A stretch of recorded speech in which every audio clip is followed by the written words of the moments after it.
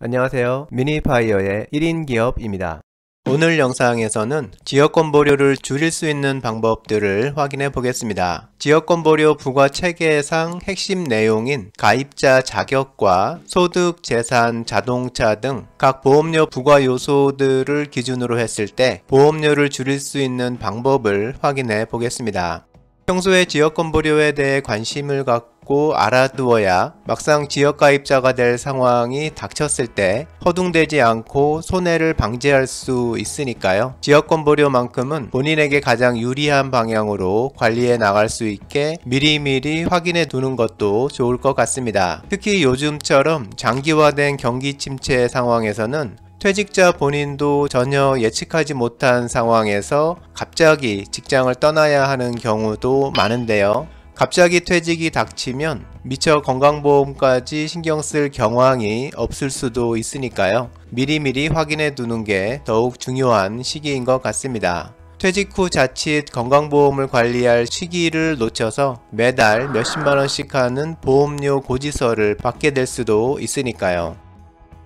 그럼 먼저 가입자 자격과 관련해서 보험료를 줄일 수 있는 방법부터 확인해 보겠습니다. 가입자 자격과 관련된 방법은 기본적으로 지역가입자가 되지 않는 겁니다. 지역가입자가 되면 직장가입자였을 때보다 보험료가 크게 오르는 경우가 많으니까요. 아예 지역가입자가 되지 않는 게 가장 좋을 수 있는 건데요. 가입자 자격 관련 가장 좋은 방법은 직장가입자의 피부양자가 되는 방법입니다. 가족 중에 본인이 피부양자가 될 수 있는 직장가입자가 있다면 이 직장가입자의 피부양자로 등록하는 겁니다. 이렇게 피부양자가 되면 보험료는 납부할 필요가 없고 건강보험 혜택은 100% 누릴 수 있습니다. 하지만 가족 중에 직장가입자가 있다고 해서 무조건 피부양자가 될 수 있는 건 아니고요. 피부양자가 되기 위해서는 피부양자가 되려는 본인의 재산, 소득을 기준으로 해서 피부양자 자격 요건이 맞아야 합니다.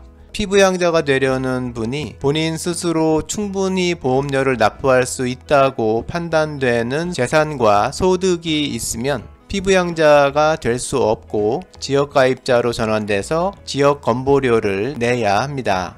그러니까 피부양자 자격 요건을 평소에 잘 파악해 두는 게 필요하고요. 자격 관련 두 번째 방법은 임의계속가입 제도를 활용하는 겁니다.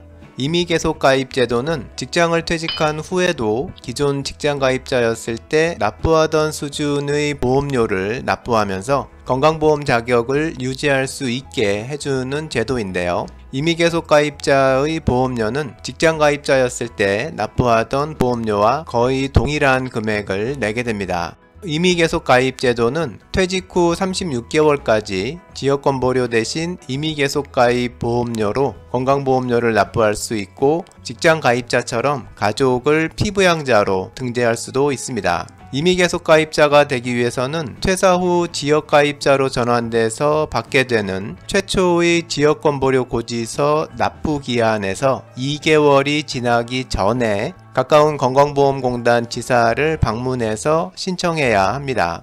임의계속가입 제도가 퇴직자를 위한 제도이기는 하지만 보험료 측면에서 항상 퇴직자에게 유리하기만 한 것은 아닌데요. 퇴직자 세대의 소득, 재산, 자동차 보유 상황에 따라서 지역건보료가 임의계속가입 보험료보다 오히려 적게 나올 수도 있는데요. 이럴 경우에는 임의계속가입 제도를 이용하는 것이 오히려 손해가 될 수 있습니다. 그러니까 사전에 본인의 지역건보료와 임의계속가입 보험료를 꼼꼼히 비교해서 본인에게 더 유리한 자격을 선택하는 게 중요합니다.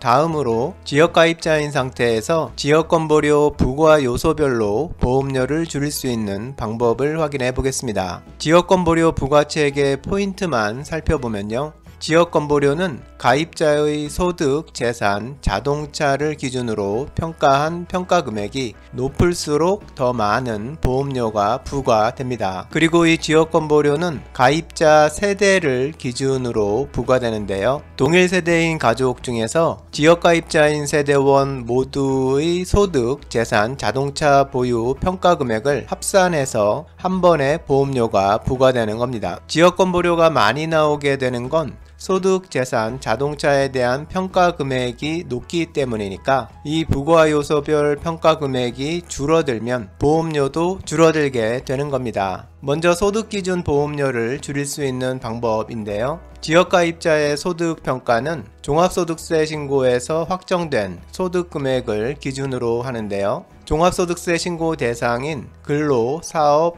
연금, 이자, 배당, 기타 소득이 적게 신고될수록 소득기준 보험료도 줄어들게 됩니다. 종합소득세를 신고할 때 사업소득이나 기타 소득이 있는 경우는 필요경비나 공제항목 등을 꼼꼼히 챙겨서 소득금액을 최대한 줄이는 게 필요하고요. 소득세 신고 시 기준경비율 등으로 단순하게 신고하는 것보다는 간편장부 등을 꼼꼼히 기장해서 소득금액을 최대한 줄여주는 게 필요합니다. 과세 대상인 주택임대소득이 있는 경우라면 해당 임대주택의 명의를 신중하게 결정해야 하는데요. 건강보험 직장가입자가 아닌 배우자 명의로 임대소득이 발생하는 경우 이 임대소득 때문에 피부양자 자격을 상실하고 지역가입자가 될 수도 있습니다. 이 경우에는 부부 공동명의도 피부양자 자격 상실을 초래할 수 있고요. 맞벌이 부부라면 직장을 더 오래 다닐 배우자 명의로 임대소득이 발생하는 것이 가장 유리할 수 있습니다. 이제는 이자소득, 배당소득 합계가 연간 1,000만원 이상인 경우에는 지역건보료가 부과되게 됐는데요. 보험료를 끌어올리는 이런 금융소득을 줄일 수 있는 연금계좌나 비과세 투자상품으로 포트폴리오를 잘 구성하면 금융소득 때문에 피부양자 자격이 상실되거나 보험료가 높아지는 문제를 방지할 수 있습니다. 두 번째는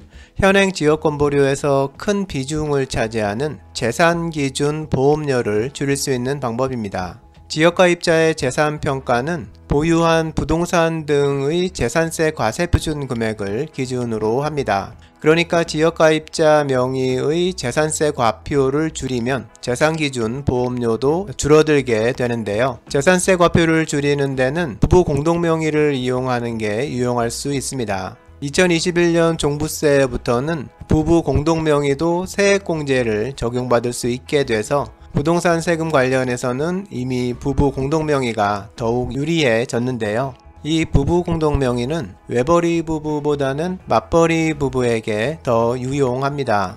아파트 한 채만을 공동명의로 부유하고 있는 맞벌이 부부의 경우 남편이 퇴직하게 돼서 배우자의 피부양자 자격을 따질 때 공동명의인 경우에는 재산세 과표의 절반만이 남편의 재산금액으로 잡히게 되는데요. 만일 남편 100% 명의였다면 재산세 과표 100%가 모두 남편 재산으로 잡히니까 요즘같이 아파트 가격이 급등하고 공시가격 현실화율을 높이고 있는 상황에서는 자칫 아파트 한 채 때문에 피부양자가 못 될 수도 있습니다. 만일 아파트 한 채 때문에 퇴직한 남편이 배우자의 피부양자가 못 될 상황이라서 남편 지분을 배우자에게 증여하는 것까지 검토할 경우라도 50% 지분을 넘기는 것이 100% 지분을 넘기는 것보다 증여세, 취득세 면에서도 유리하게 되고요. 세 번째로 자동차에 부과되는 보험료를 줄이는 방법입니다. 자동차에 부과되는 보험료는 사용연수 9년 이상인 자동차에는 부과되지 않고 1600cc 이하이면서 차량가액 4천만원 미만인 경우에도 부과되지 않습니다. 이미 보유하고 있는 자동차라면 계속 오래 사용하는 것이 보험료를 줄이는 방법이고요. 차량을 바꿔야 한다면 가능하면 보험료 부과가 적은 차량을 선택해야 보험료를 줄일 수 있습니다. 2500cc 승용차 살 거 2000cc 승용차를 사면 차량 가격도 절감되고 보험료도 낮아지는 겁니다. 이상에서 지역건보료를 줄일 수 있는 방법들을 확인해 봤습니다. 지역가입자가 되는 것을 피할 수 있는 방법과 지역가입자가 됐을 때 부가 요소별로 보험료를 줄일 수 있는 방법들을 확인해 봤습니다. 기본적으로 모두 보험료를 줄일 수 있는 방법이기는 하지만 실제 상황에 따라서 유불리가 달라질 수 있으니까요. 주어진 상황에 맞는 최선의 방법을 찾는 게 중요할 것 같습니다. 좋아요와 구독 부탁드립니다.